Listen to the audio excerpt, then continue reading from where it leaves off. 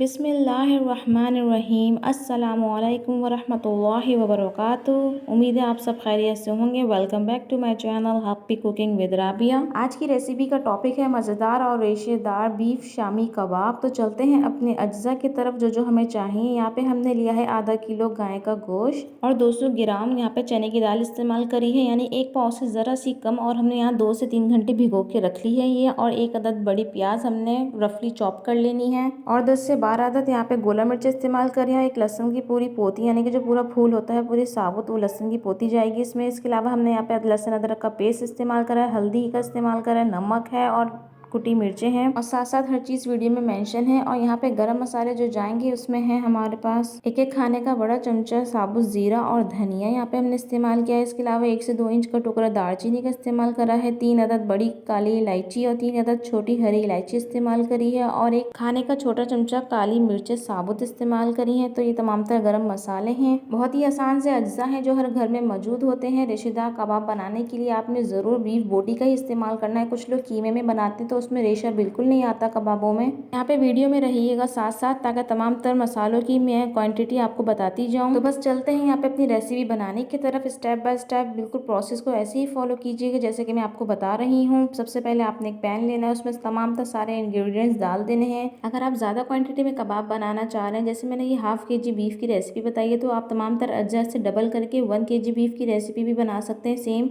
बस आपने क्वांटिटी सबकी डबल कर देनी है। यहाँ हमने ऐड करे हैं तमाम तरह गरम मसाले, जिसकी क्वांटिटी मैं आपको पिछली वीडियो में बता चुकी हूँ, साथ साथ मेंशन भी कर दिया है। फिर 2 खाने के बड़े चम्मच लहसुन अदरक का पेस्ट डाला है हमने यहाँ पे, और 1 टीस्पून हमने यहाँ पे नमक डाला है। आप अपने हिसाब से कम या ज़्यादा भी कर सकते हैं। हाफ टीस्पून हमने यहाँ हल्दी पाउडर यूज़ किया है, और 1 टीस्पून यानी खाने का छोटा चम्मच हमने यहाँ पे कुटी मिर्च ऐड करी है। देन उसके बाद आपने 3 से 4 गिलास पानी डाल के दरमियानी आँच पे एक ही आँच सेट करके इसको गोश्त को गलाना है अच्छी तरीके से, कि पानी अच्छी तरह इसका तमाम तरह ड्राई हो जाए, खुशक हो जाए।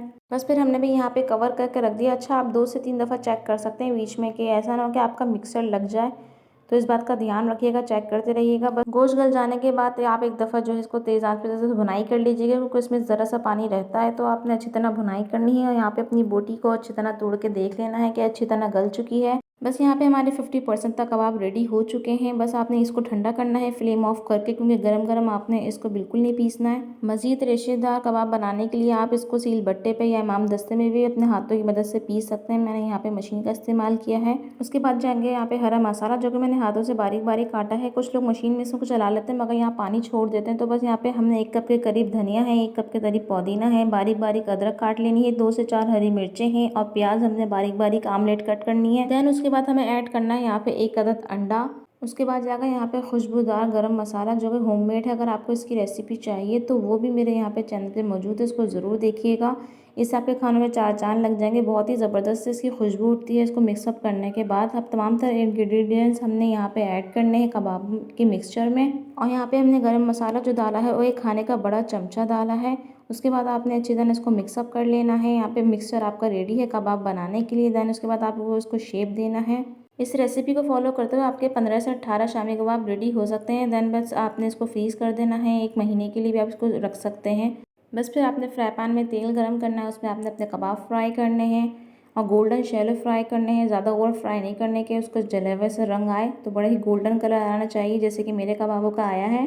और आगे है बड़ी ईद का मौका, तो ऐसे मौके पे शामी कबाब तो ज़रूर होने चाहिए। मेहमानों का भी आना जाना लगा रहता है। तो यहाँ पे बस हमारे कबाब तैयार हैं। इसको पेश करें सलाद रायता चटनियों के साथ। अगर आपको इन चटनियों की रेसिपी चाहिए तो वो भी मैं बहुत जल्द अपने चैनल पे अपलोड करूँगी। इसके लिए आपको मेरे साथ कनेक्ट रहना पड़ेगा। तो जल्दी से करें मेरा चैनल सब्सक्राइब और अपना फीडबैक कमेंट सेक्शन बॉक्स में देना ना भूलिएगा। इंशाल्लाह मिलेंगे एक मज़ेदार से और आसान रेसिपी के साथ। अगर आप मेरे चैनल पर अभी तक नए हैं तो इसे सब्सक्राइब करके ज़रूर जाइएगा। अपना रखिएगा बहुत सारा ख्याल। अल्लाह हाफ़िज़।